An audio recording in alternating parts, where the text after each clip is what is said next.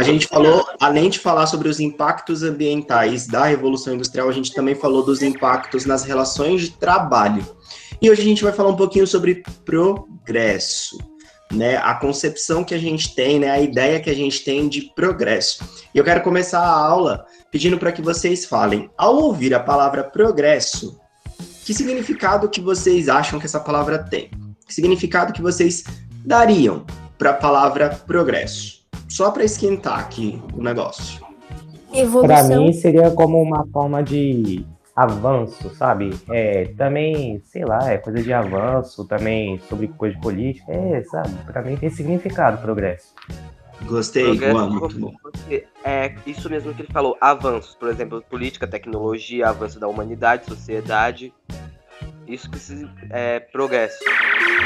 Por exemplo, você está um treino, você começou de um jeito e você vai progredindo, ganhando mais resistência, mais massa muscular também, que é treino.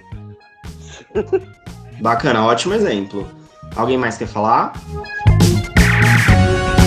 Muito bom, meninos. Juan e Eduardo trouxeram elementos fundamentais de progresso e é com esses elementos que a gente vai falar um pouquinho sobre a nossa habilidade. Nessa aula, a gente vai analisar e a gente vai refletir sobre o desenvolvimento, que é a mesma coisa também que progresso do sistema capitalista.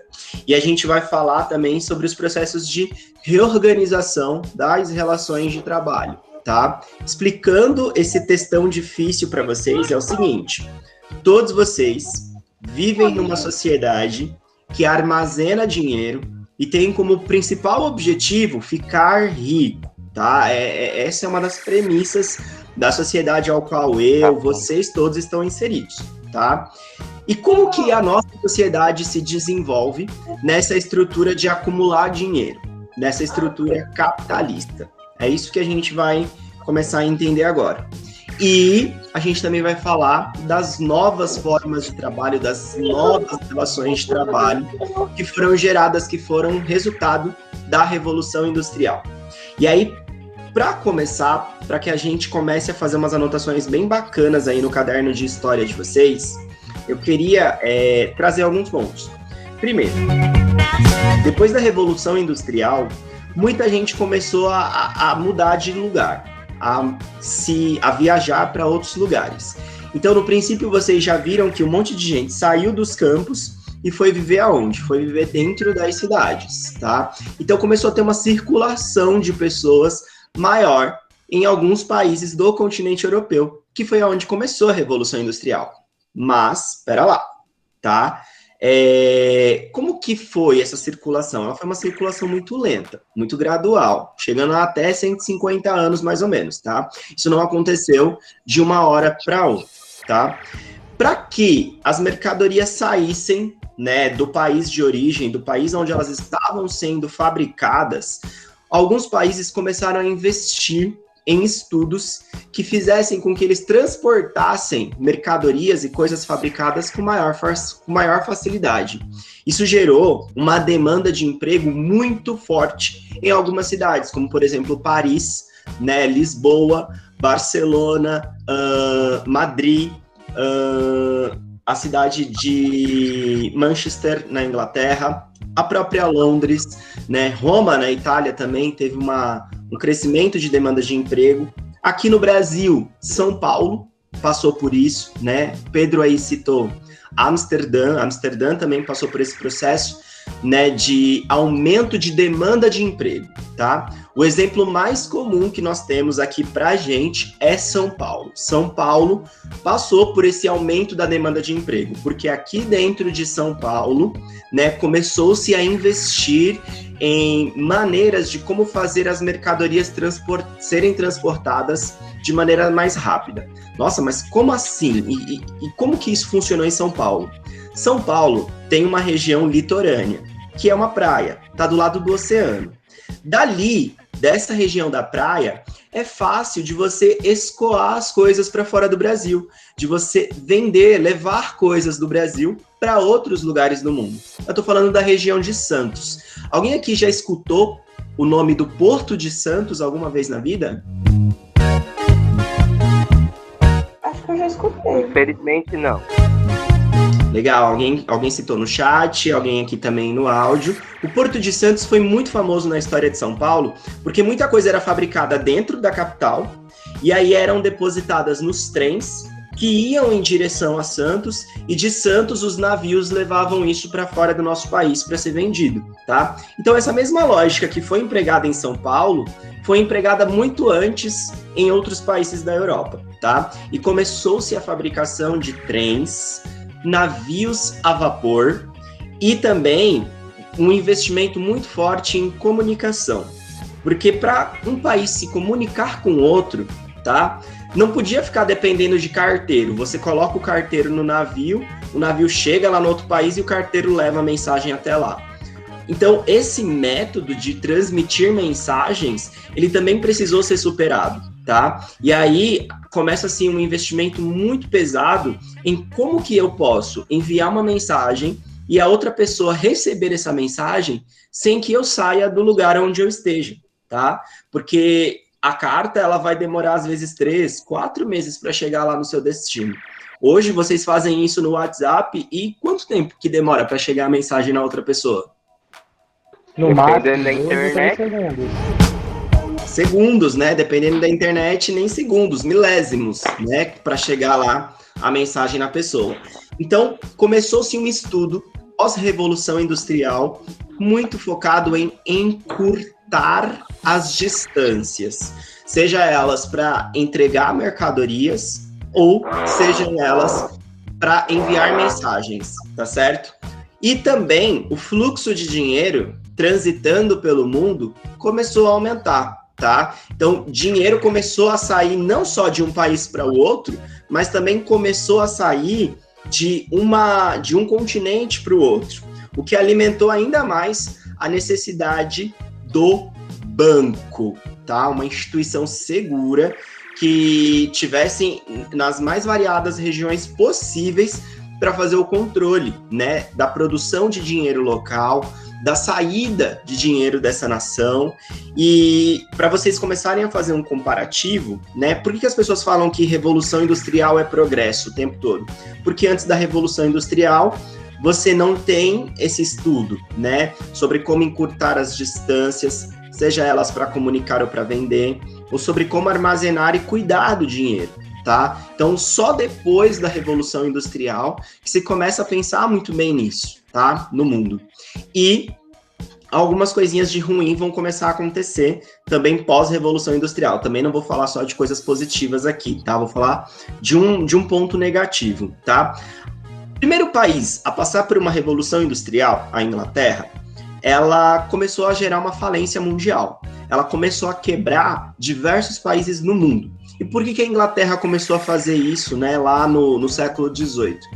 Isso porque a Inglaterra, ela descobriu uma maneira de produzir muito mais rápido e de vender a um preço mais barato, tá? Então, diferente de uma roupa produzida por uma costureira artesã, que separou o tecido, lavou esse tecido, desenhou a roupa, né? Mostrou a roupa para o cliente para ver se o cliente gostava. E só aí depois que começou a produção, e ela fez todas as etapas, ela fez a costura do botão, né? Ela fez os detalhes finais, todo o processo, até o momento de pôr a etiqueta na roupa mesmo, foi feito pela própria costureira. Então, esse modelo de produção, a Inglaterra já não investia mais nisso. A Inglaterra colocava máquinas de costurar para serem operadas por seres humanos. Essas máquinas de costurar costuravam várias roupas o dia inteiro e produzia 2 vezes mais o que uma pessoa produziria sozinha na mão e na agulha, tá? Então, por produzir muito, a Inglaterra baixou o preço das coisas. E as pessoas começaram a comprar os produtos industrializados e começaram a deixar de consumir produtos fabricados artesanalmente, o que gerou um problema para muitos países. Na história da Índia, a Índia foi o maior produtor e o maior vendedor de tecido do mundo. E por culpa da Revolução Industrial e por culpa da Inglaterra, a China perdeu isso. A China perdeu porque as pessoas se sentiram atraídas por esse novo contexto de mundo, onde você tem roupa barata, roupa, que legal, né? No século XVIII era muito comum as famílias pobres terem só 3 roupas: a roupa para ficar em casa, a roupa para trabalhar e uma roupa para dormir, que geralmente era a roupa mais velha. Algumas famílias também tinham uma roupa de sair. Atualmente, gente, vocês têm N camisetas, N bermudas, N calças. Então, vocês já estão nesse contexto de vida em que roupa para vocês é só mais uma. Não tem a roupa, uma só, né, específica para isso, uma só específica daquilo. Vocês podem até dividir na quantidade de roupas que vocês têm, o que é para sair, o que é para ficar em casa. Mas vocês hoje consomem muito mais roupas do que as pessoas no passado. No passado, as pessoas elas tinham poucas roupas, não precisava ter tudo isso que a gente tem hoje, tá certo? Bom, o mundo não conseguiu acompanhar o ritmo inglês. Então, a própria Inglaterra obrigou o mundo a se industrializar. Tá? Foi por isso que outros países no mundo se industrializou. Eu tô estressado, tá? ele tá soltando tanta fumaça que a camada de ozônio tá chorando. Minha geração não vai ter onde morar. É, fato, faz parte da Revolução Industrial.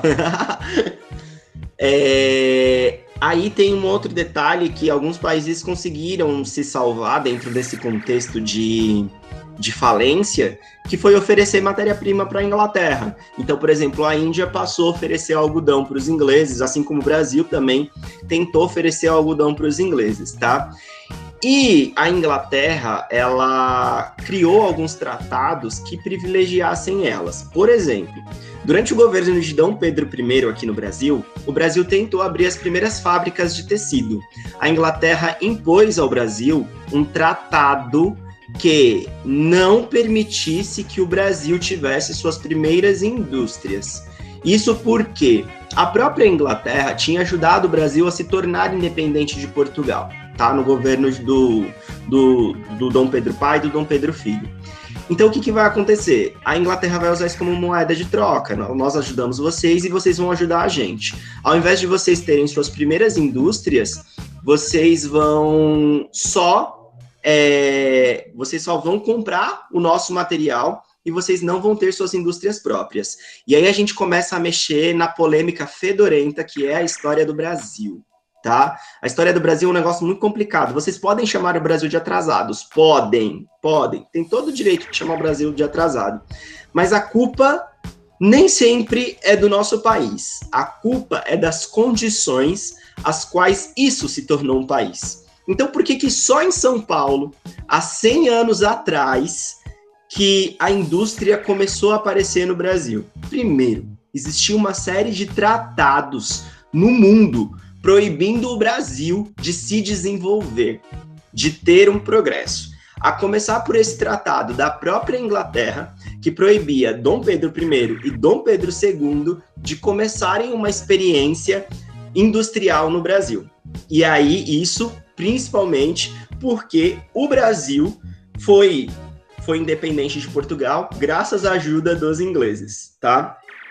Graças ao Dom Pedro II, a gente conseguiu sanar essa dívida e só no final, né, do reinado do Dom Pedro II que o Brasil começa a ver aí as suas primeiras indústrias de fato. O Pedro Henrique Gomes está disparado lá no chat, né? Tá trevoso, que agora a gente começou a mexer com um tema político que é do interesse dele. Então, qual é o maior símbolo de progresso da Revolução Industrial? São as ferrovias, tá? E tem aqui uma sequência de 4 imagens que eu acho muito bacana, tá? Oi, Pedro.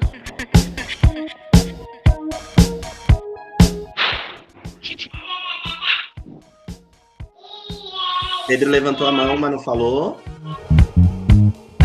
Enquanto ele se prepara para falar, eu quero que vocês tentem estabelecer para mim uma ordem cronológica dessas imagens, tá? Da mais antiga até a mais recente. Quem se habilita aí já? Pode repetir, por favor, professor. Uma ordem cronológica das imagens. O Pedro Henrique já tá pronto, Pedro? Já. Vai. Começando por essa primeira aqui, onde tem o pessoal sentado no que parece ser um carrinho. Legal. Seguido pelo homem levando o que parece ser uma espécie de trem por uma carruagem. Legal. A terceira, essa com uma Maria Fumaça e o pessoal dando uma olhada. Legal. E a última, o pessoal pegando o metrô pra ir pro trampo. De acordo, Eduardo? Sim. Então é justamente isso, né? A história da ferrovia, a história do movimento sobre trilhos, tá? Inclusive tem uma quinta imagem que não vai aparecer aí, mas que é comum para todo mundo daqui, que é o metrô, tá? Todo mundo conhece o metrô, né, gente? Então não tem como excluir o metrô dessa sequência aí. Essas imagens que vocês estão vendo, elas são de uma linha específica, a linha Manchester-Liverpool, na Inglaterra, tá? E a linha Manchester-Liverpool foi a primeira linha ferroviária do mundo. Primeira trilha, a primeira ideia de transporte por trilhos. E como vocês estão vendo na última imagem, ela existe atualmente. Os ingleses usam ela para ir trabalhar, ou para ir para casa, ou para passear. Então, essa é uma linha utilizada até hoje. E ela foi pensada pela primeira vez em 1800 mesmo, lá no comecinho do século, tá? E antes ela era mais como um passeio recreativo, sabe? Guia turístico. Então, naquela primeira imagem ali, que tá em amarelinho, né? Que tem uma galerinha, parece carrinho de bate-bate lá do parque, eles estão nada mais, nada menos que fazendo uma visita turística. Era um guia turístico entre Liverpool e Manchester. Um cara chega e pensa, mas e se a gente começasse a usar essa mesma ideia para transmitir mais rápido mercadorias? Porque antes de tudo isso, gente, quem levava as mercadorias eram carroças e charretes. E carroças e charretes, elas são um negócio que até ajuda, mas que é lento, é suscetível, é perigoso, né? O que pode acontecer no meio do caminho com uma carroça e uma charrete, gente? Assalto, o cavalo morrer, desmaiar, pegar doença. Exatamente. Fora que é fácil roubar também, tá? Não é difícil você roubar um negócio desse mesmo, não. O outro Pedro que tava com a mão levantada quer falar, Pedro? Que é o Pedro do 8A, eu acho. Não, acho que não. Que ele nem falou nada. Na segunda imagem, o que as pessoas fizeram, basicamente? Elas uniram a ideia do passeio turístico com a ideia da carroça. E você tem pela primeira vez as mercadorias sendo transmitidas por trens a cavalo. O primeiro trem da história é um trem movido a cavalo mesmo, tá? E vocês vão perceber que ele é um pouco mais seguro porque ele é mais rápido, né? Você pode policiar essa linha ferroviária, esse caminho, né?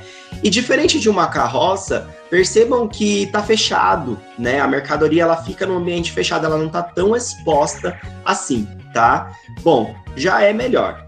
Até que, a partir de 1850, começa assim um estudo de que o carvão pode movimentar as coisas mais rápido ainda do que um cavalo. E aí, gente, como é que vocês explicam isso? Vocês acreditam na teoria de que o carvão possa movimentar coisas? Mais ou menos. O Pedro Henrique Gomes ali acredita na teoria. E, para provar isso para vocês, alguém fez... Oi. Quer falar, Du? Não, eu também acredito nisso, que o carvão pode gerar energia. Caralho, para de fazer barulho! E o Eduardo e o Vitor Hugo também, Pedro Henrique Gomes também. Para que vocês entendam como que o carvão tem esse poder, a gente vai apelar para o Titio Iberê, tá? Então agora a gente vem para o Manual do Mundo, aonde o Iberê vai mostrar para a gente como que é essa história do motor a vapor, como foi criado o primeiro motor da história, né, a gerar energia, né, de carvão. Prestem atenção no vídeo que o professor vai projetar neste momento. Chegou aí para vocês a imagem? Não. Pra mim, não. Não. Por que será Agora que não foi. chegou? Agora foi? Agora chegou. Beleza.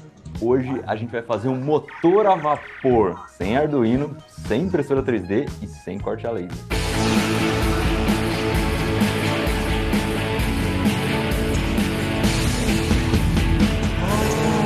motor a vapor foi uma promessa de quando a gente fez o motor Estrela. A gente só fez esse motor porque vocês deram mais de 200 mil joinhas no motor V8. Então, nesse aqui, se tiver mais que 300 mil joinhas, a gente vai fazer um motor a vapor estilo Maria Fumaça. Atingiu o que a gente tá fazendo. Duas notícias boas. Primeiro que a gente vai tentar fazer com coisas simples, tá? Nada complicado, ferramentas que tem em qualquer oficina, nada muito caro. E segundo que eu já deixei... Fechou a é montar um volante, é aquela roda que dá inércia no motor, tá? Dentro de moto, geralmente você vai ter um volante e a gente vai usar a mesma roda que foi usada nos outros motores. O eixo dessa roda vai ser uma barra roscada de 1/4 de polegada.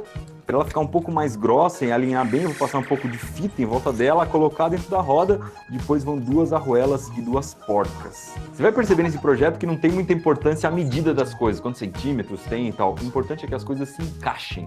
Então, toda vez que alguma coisa precisar encaixar na outra, eu vou avisar. Próximo passo é pegar 2 rolamentos de skate ou de patins e encaixar numa madeirinha. Você pode ver que dentro do rolamento já tem um pedacinho de mangueira, que é para ele ficar um pouco mais apertadinho. No eixo eu vou colocar ainda 2 arruelas e depois encaixar essa madeirinha com rolamento. Para juntar tudo, embaixo vai ter um toquinho de madeira que eu vou colar com super cola. Olha só que lindeza. Eu tenho um U de madeira com rolamento e o volante no meio. Vamos colar isso aqui na base. No caso, tem que esperar secar, tá? Em seguida vão 2 porcas, 2 arruelas, 2 disquinhos de madeira iguais a esse aqui, depois mais 2 arruelas e 2 porcas. Essas rodinhas de madeira vão ser o nosso virabrequim. Então, conforme o motor girar, vai ter uma manivelinha aqui que vai fazer essa roda girar. Vai ter uma de cada lado. Eu fiz de madeira, mas já tô meio arrependido, porque eu acho que esse motor a vapor, conforme o vapor for saindo, for se misturando aqui, vai começar a condensar e molhar tudo. A gente já passou um pouco de seladora na madeira, mas não sei se vai aguentar. Se não aguentar, a gente troca isso aqui por um pedaço de ferro. Agora, eu teria que fazer essa peça aqui. Eu não vou fazer tudo, porque vai ficar chato. Então, a gente já fez, tá pronto, é fácil de explicar o que é. São 2 pedacinhos de cano de cobre, eles têm 15 milímetros de diâmetro, tá? É o cano de cobre mais comum que usa aí para encanamento. Você pode comprar um pedacinho numa loja de material de construção. E eles estão ligados aqui por um outro cano de cobre que foi aquele que a gente usou para destilação. Você encontra também em lugar que conserta geladeira, ar-condicionado, essas coisas, eles sempre vão ter esses caninhos de cobre, tá? Os 2 canos têm mais ou menos 7 centímetros de comprimento. Como eu falei, nada precisa ser muito exato. O importante aqui é a distância entre os 2 caninhos. Ela tem que ser igual ou um pouquinho maior que a distância dessas 2 porcas que estão aqui do lado, tá? Isso tudo vai trabalhar em conjunto. Se for menor, não vai funcionar. Esse lado aqui tá tampado e nesse lado a gente colocou uma moeda furada e conectou esse outro caninho de cobre. Se você tá preocupado que eu furei uma moeda e cometi um crime, eu usei uma moeda americana de 1 centavo de dólar, tá? E tudo isso aqui a gente soldou usando massa epóxi, também conhecida como Durepox. E ficou um dia aqui para endurecer, então tá tudo muito bem vedado. Eu tentei soldar, tentei fazer a mesma coisa soldando, mas dá muito trabalho, porque demora muito pro cano esquentar, e aí a solda não pega direito, aí você tem que fazer tudo de novo, e aí tem lugar que uma solda é muito próxima à outra, e aí uma solda derrete a outra na hora que você tá fazendo, enfim. Assim é muito mais bonito, né? Ficaria muito mais elegante, mas assim funciona e vamos usar desse jeito. Esses 2 caninhos, eles vão ser a parte mais importante do motor. Desse lado aqui vai ficar o pistão que movimenta o motor de fato, e desse lado vai ficar um pistão que vai servir de válvula, tá? Então é aqui que o vapor vai fazer toda a força dele. Para juntar essa parte nessa, a gente vai usar algumas bielas, tá? Que nada mais são do que uns araminhos. No caso eu peguei aqui um raio de bicicleta, isso aqui é muito mais duro que um arame comum, então você vai na loja de bicicleta perto da sua casa e pede um desses, provavelmente a pessoa não vai cobrar nada. São 2 que a gente vai usar. E a distância entre o eixo da roda e essa peça de cobre tem que ser um pouco menor do que o aro de bicicleta, tá? Ou melhor, do raio de bicicleta. Aro é aquela parte que fica por dentro do pneu, que é circular. Isso aqui é um raio, né? Porque ele vai do centro até a borda. Eu sempre confundi isso quando era criança. Quer dizer, não só quando era criança. Outra coisa importante aqui é calcular a altura que esse negócio tem que ficar em relação ao nosso volante, tá? Você tem que pegar o eixo do volante e ele tem que combinar com o centro desse cano. Então a gente já cortou uma madeirinha aqui para fazer isso combinar. Vamos ver se tá certo. Pode ver aqui que ó, o centro do eixo está coincidindo quase exatamente com o centro do cano. Dá uma diferencinha, mas tudo bem. Vamos colar isso aqui agora, né? Para juntar a madeira com cobre, vai a velha técnica da supercola com bicarbonato. Um ajuste que eu tenho que fazer aqui é que a ponta desse eixo está sobrando. Tem ponta a mais, ela vai me atrapalhar. Normalmente eu cortaria isso aqui com a esmerilhadeira, mas como a proposta é mais roots para você poder fazer em casa...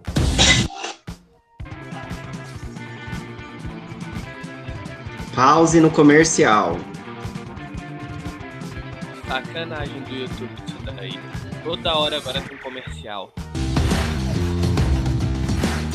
Vamos lá fazer os pistões. Pistão, você não tá lembrado, é tipo um êmbolo de uma seringa, tá? É uma parte que fica aqui no meio e ela não deixa o ar ou o vapor passar. Vou pegar então um parafuso bem pequenininho, 10 arruelinhas, depois uma porca e prender tudo. Óbvio que por mais que eu procure uma arruela que se encaixe aqui dentro do cano, não vai encaixar. Então eu preciso desgastar um pouquinho esse conjunto de arruelas aqui. Para desgastar, eu vou prender isso aqui na ponta da furadeira e vou passando em cima de uma lima. Se as arruelas começarem a se deslocar, dá para usar um pouquinho de cola, senão elas viram uma peça única. O desafio agora é fazer uma conexão entre a ponta do pistão e a biela, que é o pedacinho de raio de bicicleta. Para fazer a primeira peça, eu vou pegar um pedaço de abraçadeira, cortar com a cegueta, depois dobrar na forma de U, aí eu furo o fundo do U e as duas laterais. Esse U eu tenho que conectar na ponta do raio de bicicleta, mas eu preciso de uma peça intermediária. E para isso eu vou usar aquele conectorzinho de chuveiro, tá? Não necessariamente chuveiro, pode ser qualquer conector elétrico. Se você desmontar essa peça, você vai perceber que dentro dela sai um caninho com 2 furos para colocar parafuso. Eu vou cortar o caninho no meio. Para encaixar a biela nesse U, eu vou passar um pedacinho de raio de bicicleta e depois soldar e cortar as pontas. Em seguida eu soldo a biela com todo esse mecanismo no parafuso do pistão. Fui mexer aqui, ela soltou. Vou aproveitar para desgastar um pouco essa peça para tentar diminuir um pouco o tamanho dela. Vou usar o esmeril, não a esmerilhadeira. A pecinha que eu preciso criar agora é alguma coisa que eu conecte nessa roda e ela possa movimentar a biela conforme a roda movimenta, ou melhor, movimentar a roda conforme esse pistão vai para frente e para trás. Vamos construir a peça que vai fazer a conexão entre essa biela e o virabrequim, que é a rodinha. Eu vou tirar mais 2 tubinhos desse conector elétrico e vou soldar um a 90 graus do outro. É importante deixar um dos furos dele livre, porque eu vou colocar o parafuso. Depois eu encaixo essa peça no aro de bicicleta e num parafuso pequenininho. Aí eu tiro aquela rodelinha de madeira, faço um furo nela, coloco algumas porcas no parafuso e prendo esse parafuso na roda de madeira. Olha só que legal, esse aqui é o pistão que vai fazer o motor mexer mesmo. Quando o vapor empurrar o pistão para frente, ele faz movimentar essa roda usando a biela, que é essa peça aqui. A grande vantagem de usar o conector elétrico é que eu consigo soltar o parafuso e ajustar a distância que eu quero. Então eu consigo colocar o pistão mais para frente ou mais para trás. Do outro lado é exatamente a mesma coisa, mas eu vou ter que mudar um negócio. Aqui, esse eixinho fica um pouco mais próximo do centro da roda, então não cabe mais a arruela. Aí eu dei uma esmerilhada na arruela para ela ficar um pouco menor de um lado. Assim eu consigo trabalhar com todas as peças encaixadas. Olha, vou falar que nenhum dos motores que a gente fez no Manual do Mundo até agora estavam girando tão redondinho que nem esse aqui. Agora que a porca torce o rabo. Esse primeiro pistão é onde o vapor vai fazer a força e esse segundo pistão, ele é a válvula. Ele tem que abrir e fechar conforme a posição desse pistão aqui. Quando esse pistão aqui vai até o fim, ele fica lá no final do curso dele, esse aqui tem que fechar, deixar o vapor empurrar. Quando o vapor termina de empurrar, esse pistão aqui tem que abrir um buraco e liberar o vapor, depois fechar de novo e abrir e fechar. Então esse aqui vai servir como uma torneira que fica abrindo e fechando para o vapor poder sair e travar. Vou tentar fazer um furo bem pequeno usando a lima mesmo, que é para não amassar muito o alumínio. Se eu fizesse com a furadeira ia ficar meio cheio de rebarro.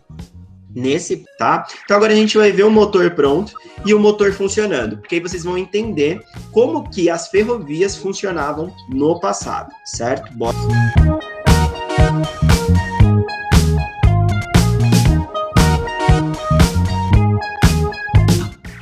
Esse movimento assim é traduzido para esse por causa dessa chapinha.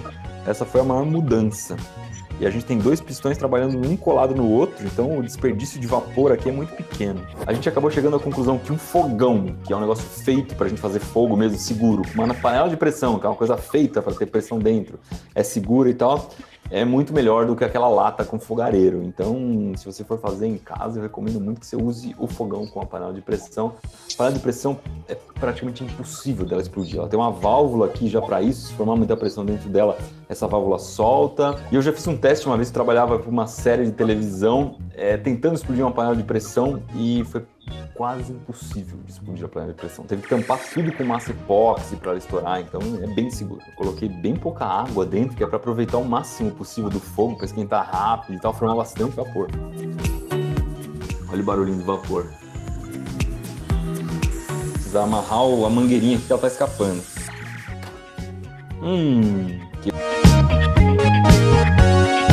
Me ouvindo? Acho que agora vocês estão me ouvindo. Deixa eu explicar uma coisa para vocês, o que tá acontecendo aí. Atualmente, o Iberê não precisa utilizar carvão. E por que ele não precisa utilizar carvão? Porque a gente tem formas mais simples de gerar vapor hoje, né? A gente liga o fogão faz a água queimar e a água gera o vapor, tá? No passado não era tão fácil fazer isso. No passado as pessoas tinham muito pouco acesso à água, gente. Então queimar a água no passado era um tiro no pé, porque as pessoas iam morrer de sede, provavelmente, tá? Então qual foi a escolha aí do Iberê? A escolha do Iberê é a panela de pressão e é a água, porque hoje a gente tem fartura disso, tá? E ele pode gerar vapor com isso. Então, no passado, o que as pessoas faziam? No passado, as pessoas faziam com que o carvão fosse queimado, a madeira fosse queimada, e aí a madeira queimada fazia com que o vapor fosse gerado. E agora o desafio é, será que o vapor consegue fazer a roda girar? Consegue fazer o volante girar? Vamos dar uma olhada. Quebrou a massa epóxi onde estava presa a mangueirinha que fica aqui na entrada do vapor. Fazer uma gambiarra com silver tape aqui, vamos ver se rola, porque se eu tiver que colocar a massa epóxi de novo, esperar endurecer, vai demorar muito. Está muito próximo de funcionar.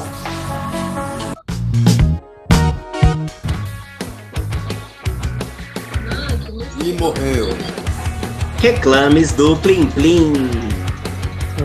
Agora sim. Sem precisar pagar.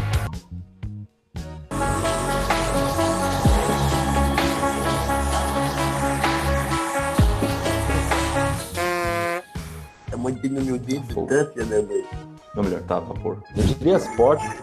Perfeito. É o que interessa a gente, vocês entenderem que é possível, tá? Só que você tem que canalizar todo o vapor de maneira com que esse vapor consiga fazer a roda girar. Esse mesmo vapor consegue fazer a roda de um trem girar, consegue fazer a roda de um carro girar. Só que, assim, é uma tecnologia, gente, que exige uma inteligência arregaçada. Vocês viram que o próprio vídeo do Iberê é uma sequência de tentativas e erros. E esse não é o primeiro vídeo que ele grava na tentativa de fazer o motor a vapor funcionar, tá? Então, assim, é uma inteligência que a humanidade só alcançou graças ao iluminismo. Vamos lembrar de iluminismo aqui, um tema que a gente, né, abrimos o 8º ano falando dele, inclusive. E tá todo mundo me vendo e me ouvindo bem, gente? Tô com dúvida. Sim, pro. Sim. Beleza. Aí eu vou voltar aqui pro slide e vou falar para vocês, né? Não foi uma tecnologia fácil de se alcançar, mas como o Pedro falou, né? Foi essa tecnologia que deu origem às locomotivas, aos primeiros trens que não precisassem de um cavalo. Então agora, como o Juan mesmo falou pra gente, não vai ter mais aquele risco de matarem o cavalo, de o cavalo adoecer no meio do caminho, porque o que está movimentando as coisas é o vapor. Só que aí a gente vê, e aí atualmente a gente também tem outra tecnologia, né? Que é a tecnologia por trilhos elétricos. E aí ela funciona de uma outra maneira porque é um outro tipo de motor. O que eu quero, né, abrir com vocês... Ah, aqui tá... Queria mostrar isso aqui para vocês, tá? Vocês estão vendo esse navio bonitinho que tá aparecendo aí na tela? Do lado da foto desse cara aí, ó. O que tem nesse navio que faz a gente entender que você não precisa de remador e nem da força das caravelas ou do vento? A fumaça porque está saindo vapor. Esse navio é movido a carvão e a vapor. Exato. E aonde que tá, né, a tecnologia de giro, né, de roda por giro, que faz ele movimentar? Vocês conseguem identificar? Bem ao lado, na parte traseira. O moinho, né? Então ele tem um moinho ali que faz ele ir rotacionando para frente. Esse não é um navio que precisa da força dos ventos, tá? Ele é mais rápido do que a caravela? Sim, ele é muito mais rápido do que a caravela, né? Essa tecnologia de navio foi criada por um cara dos Estados Unidos chamado Robert Fulton. Então ele usa o motor a vapor, né? Que a gente viu agora ali com o Iberê e na tecnologia das ferrovias. Ele usa essa mesma tecnologia na água, tá? E aí as mercadorias, elas podem ser transmitidas pelo oceano com muito mais praticidade, com muito mais agilidade. Agora a gente entra, né, numa discussão da aula em que a gente vai falar não só do transporte de mercadorias, mas a gente vai voltar no transporte de informações. Lembra que eu falei para vocês que uma das grandes preocupações da Revolução Industrial era transmitir informações de maneira ágil. E como que isso foi feito, né? Quem é o pai do WhatsApp? Quem é o pai da mensagem instantânea? Vocês vão conhecer agora o pai da mensagem instantânea, cujo nome é telégrafo, tá? Antes de eu falar do telégrafo, gente, rapidinho. Nessa semana, a atividade de história de vocês é postar as fotos do fichamento, é postar as fotos do caderno, tá? Porque eu estou estudando como que funciona o tablet da prefeitura e eu percebi que os formulários estão bloqueando, tá? Então, nessa semana, quando eu postar o vídeo da aula lá no Google Sala de Aula, vocês vão postar as fotos do caderno como atividade, tá? O que vocês fizeram de anotações hoje, os fichamentos. Oi, Vitinho. Professor, o tablet não tem como entrar em nenhum site.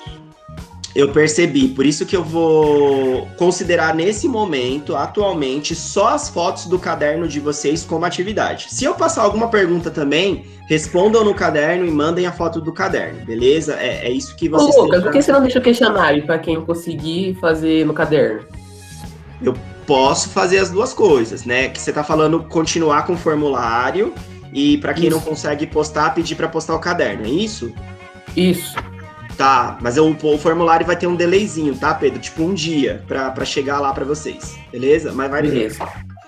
Bom, prestem atenção então em como que funciona o pai do WhatsApp, o famoso telégrafo, certo? Vamos lá.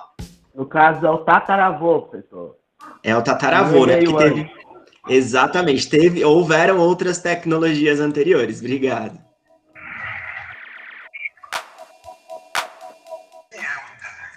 Calma aí que acho que não tá passando para vocês. Deixa eu parar a apresentação e projetar.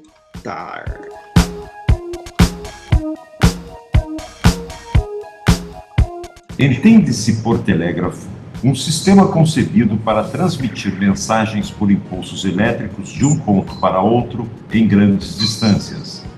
Para isso, foi desenvolvido um meio rápido e confiável de transmissão, recepção e interpretação. Inventado em 1838 nos Estados Unidos por Samuel Morse, passou a ser utilizado no Brasil em 1857. Durante os séculos 19 e 20, através do código Morse, uma espécie de alfabeto por impulsos, disseminou-se as mais importantes informações sobre a política mundial, noticiários nacionais e internacionais, boletins do esporte e até mesmo histórias triviais do cotidiano da sociedade, uma vez que o aparelho também foi amplamente utilizado pelos serviços de correios e radioamadores. A defender, esteve no início de fevereiro.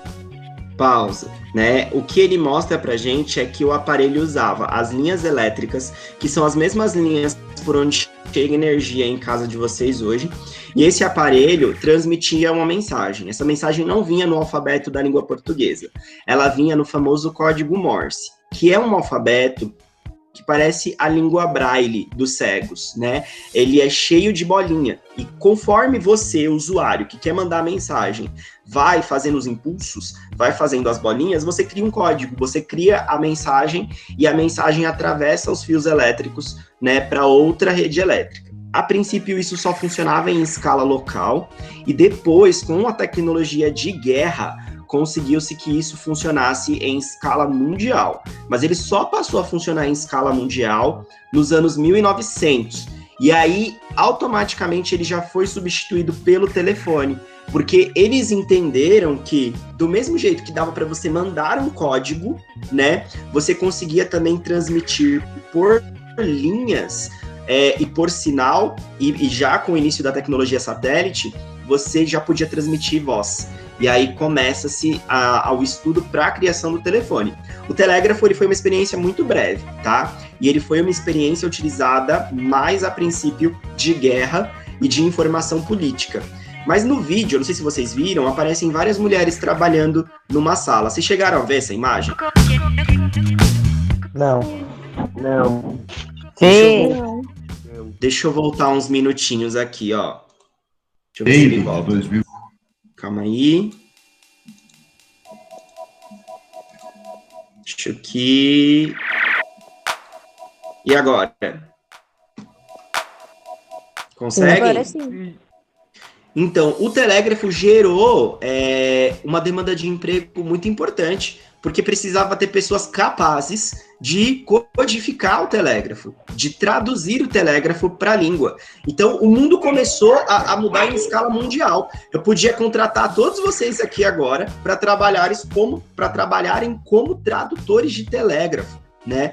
Então, começaram a surgir, gente, graças ao telégrafo, à ferrovia, novas demandas de trabalho, né? Principalmente para trabalhar em mineração de carvão, em desmatamento de floresta, tá? Começou uma época de desmatamento nervoso, porque as coisas eram movidas a vapor, madeira queimada. Então as pessoas começaram a desmatar legal, tá certo? E é aí que eu entro no ponto final e fundamental da minha aula, tá? A Revolução Industrial, ela proporcionou um progresso tremendo. Graças a ela, a gente pôde começar a procurar novas oportunidades de emprego pelo mundo todo, tá? E aí eu vou mostrar como exemplo aqui, deixa eu voltar no meu slide, eu vou mostrar 2 exemplos muito fundamentais disso para vocês. O primeiro exemplo que eu vou mostrar vai aparecer aí na tela, como em 1849, que foi descoberto que tinha ouro na Califórnia, e muita gente começou a sair dos seus países lá para ir para a Califórnia trabalhar na mineração de ouro. Como que essas pessoas souberam no país delas que tinha ouro na Califórnia e foram para a Califórnia, nos Estados Unidos, extrair ouro através de telégrafo? Se não fosse o telégrafo, tá? Essas pessoas elas não iam buscar uma oportunidade de vida lá na Califórnia. Então, olha que louco, a Revolução Industrial movimentou o mundo, colocou pessoas em movimento. A gente viu no comecinho dessa trajetória que nós tivemos que, primeiro, as pessoas saíram do interior para ir para a cidade. E agora a gente já está num estágio da Revolução Industrial em que as pessoas saem de um país para o outro para procurar o quê? Oportunidades de emprego. Em 1870, aconteceu a mesma coisa no Brasil. Dom Pedro II, ele já estava vendo que a situação da escravidão no Brasil, ela caminhava para um ritmo insustentável. A gente vai estudar muito sobre isso esse ano. E aí Dom Pedro II pede, né, para que outros países liberem que imigrantes cheguem ao nosso país. E muitas pessoas chegam para começar a trabalhar nas fazendas do maior produtor de café do mundo, que já era o Brasil, em 1870, certo? Então essas pessoas, elas estão vindo para as nossas nações e para outras nações para construir uma nova vida, para ter novas condições de sobrevivência e, em alguns casos, para fugir de guerras. Porque o mundo, a partir de 1870, começa a disputar muito território. E nessa tomada de território, gente, muita gente sofreu, perdeu casa, perdeu emprego, perdeu condições de vida. Então, aonde tinha clima de paz, as pessoas se mudavam e iam viver, né, a partir desse lugar de paz, desse contexto de paz. Nada disso seria possível sem o progresso da Revolução Industrial. Ok, aspecto positivo. Mas agora eu problematizo, né? Agora a gente vai para um momento de autoavaliação aqui, em que vocês vão responder para mim se a gente não veio também, junto com a Revolução Industrial, pagando um preço muito caro por ela, tá? Porque ao mesmo tempo que ela trouxe oportunidades, ela também trouxe problemas seríssimos. E se eu pedisse para vocês identificarem quais problemas a Revolução Industrial trouxe para a gente nesse momento final, que problemas vocês conseguiriam pontuar para mim? A partir de tudo que a gente viveu, de toda a trajetória desde o início, quando a gente começou a estudar a Revolução Industrial. Vamos ver, muito desmatamento, muita poluição, muito lixo, e também eu acho que é coisa da camada de ozônio, eu esqueci o nome, como se fala, mas eu acho que é isso, professor. Bacana, gostei. Então a gente paga um pouco com a nossa própria vida, né, Eduardo? Posso falar agora? Pode. Ó, isso que você falou, e mais problemas para a sociedade por conta dos empregos de trabalho, que não ia para o trabalho e acabava sendo demitida por conta da revolução, por conta disso, que acabava se atrasando ou não indo para o trabalho. Teve outros maníacos que acabaram destruindo certos locais e estragando construções.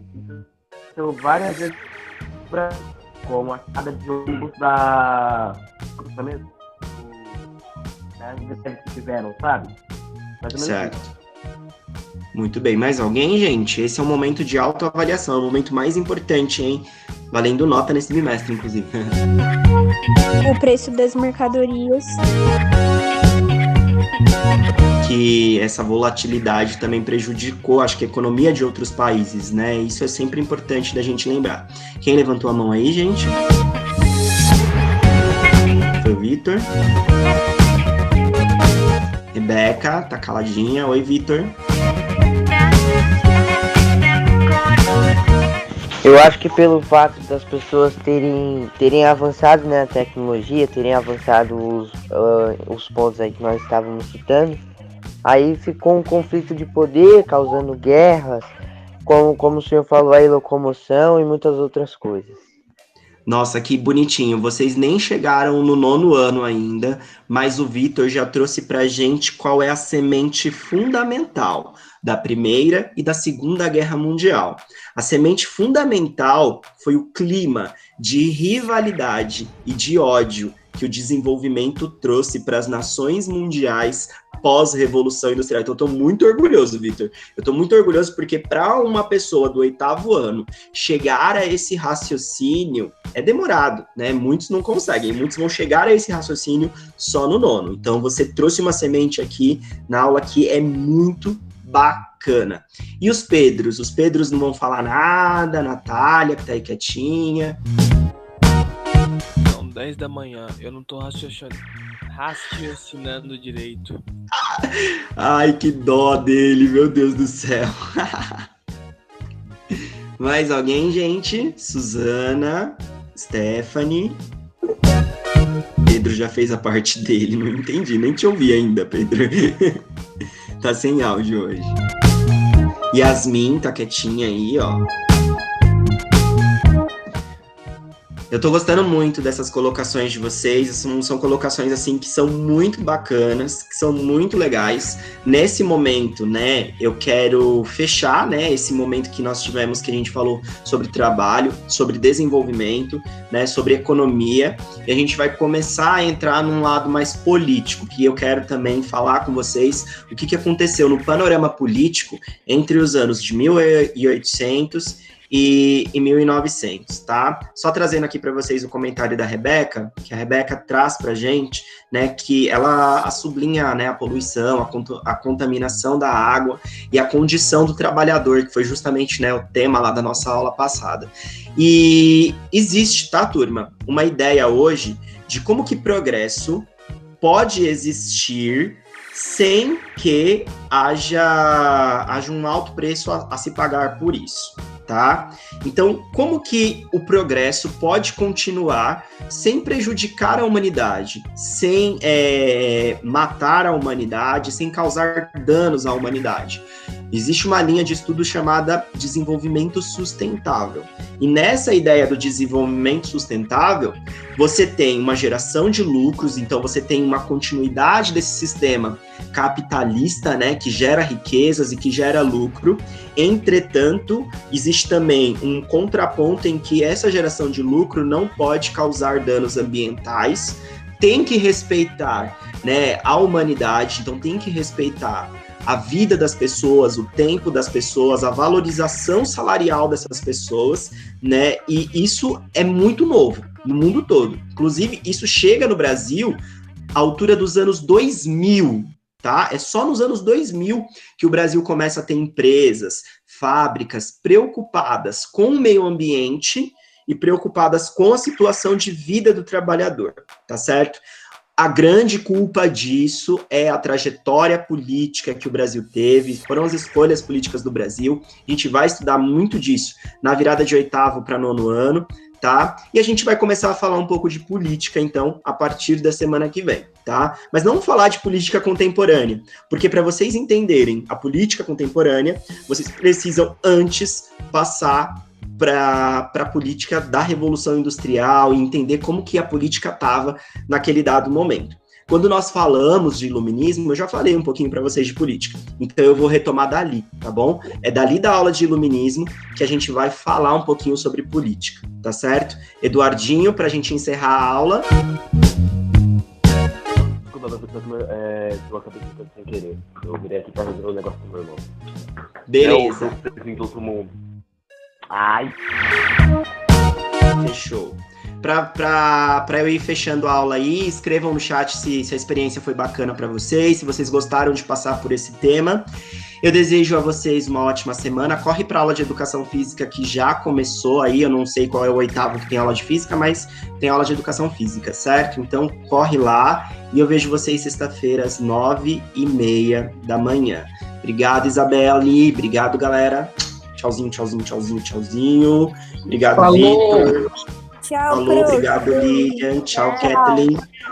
Tchauzinho, tchauzinho. Beijo, beijo, beijo. Um cheiro, um abraço e um amasso. Pra você também, meu amor. Tchau.